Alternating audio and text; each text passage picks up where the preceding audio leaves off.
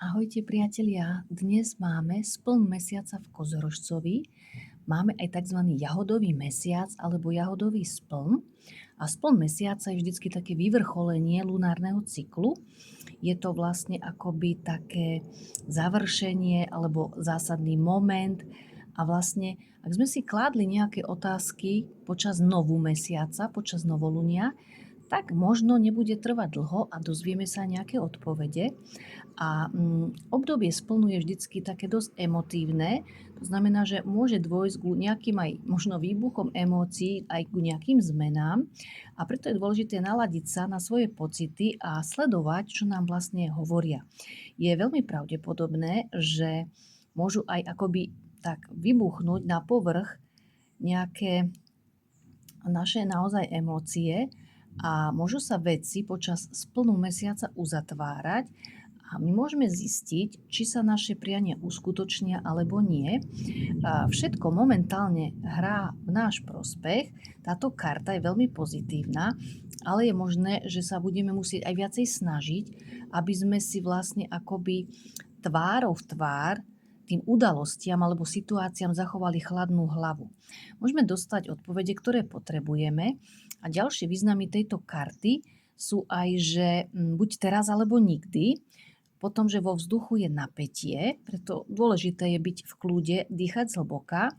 Naše prianie môže byť veľmi blízko jeho naplnenia a takisto by sme možno mali niekomu odpustiť, aby sme sa zbavili takej zaťažujúcej energie a takisto je vhodný čas sa odpútať od minulosti a pokračovať ďalej. A čo sa týka vlastne obdobia splnu, je to vždycky také obdobie konca náročných takých situácií, hlavne keď to máme v tom Kozorožcovi. A táto karta, kde máme vlastne odkaz, že sa blíži koniec náročného obdobia, tak môže znamenať aj takú akoby eskaláciu pracovných problémov. A ak náhodou premýšľa niekto, lebo je to kolektívny výklad, čiže nie pre všetkých, ale ak ste tu niekto, kto premýšľate, či zostať alebo nezostať v súčasnom zamestnaní, môže byť táto karta aj znamením, že je čas odísť, pretože na obzore je koniec ťažkého obdobia. A táto karta taktiež radí, aby sme zvážili, ako sme ambiciózni a či sme pripravení odložiť všetko, čo nás brzdí, aby sme uskutočnili svoje profesionálne alebo kariérne sny, ale nesmieme pritom konať bezohľadne. A pokiaľ sa vaša otázka týka partnerských alebo milostných záležitostí, tak je na mieste pozrieť sa tvárou v tvár realite a či už sa vaša otázka týka čohokoľvek, tak bude užitočné vytvoriť si akoby taký plán. To znamená, že ak máte nejaký neusporiadaný osobný život, tak je dôležité lepšie si ujasniť a vyjasniť svoje priority. A naladenie na energiu mesiaca alebo luny v tomto období je vlastne o tom, aby sme pustili akoby tie okovy a dôverovali vesmíru. A ďalšie významy týchto kariet môžu byť, že pracovný projekt sa môže chýliť ku koncu, potom, že ak ste v poslednej dobe príliš nejaký pragmatický alebo nejaký taký nevrlý, treba si to priznať niekedy. A dôležité je nastoliť rovnováhu medzi svojím pracovným a súkromným životom. A odkaz tejto karty je aj, že máte prestať myslieť na najhoršie.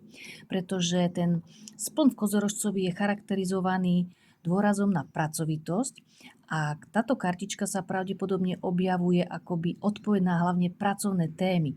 Čiže ak sa vaša otázka týka iných záležitostí, tak ste ako keby tak vedení, aby ste prekonali pocity beznádeje, ktoré vás môžu tak ako keby vyčerpávať, alebo môže tá situácia vo vás vyvolávať takú beznádej.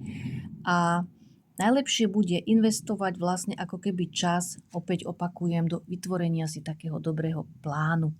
Takže odovzdajte sa božským silám, dôverujte, že všetko sa deje správne, všetko je božsky načasované.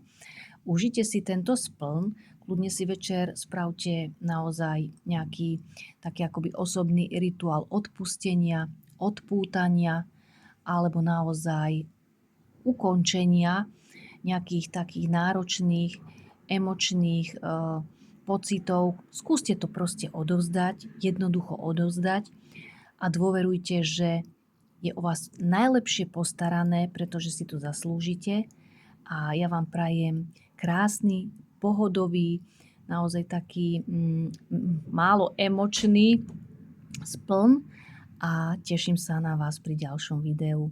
Ak vás toto videjko potešilo alebo vám niečo ukázalo, tak ma poteší nejaké srdiečko, like alebo milý komentár. Ďakujem krásne.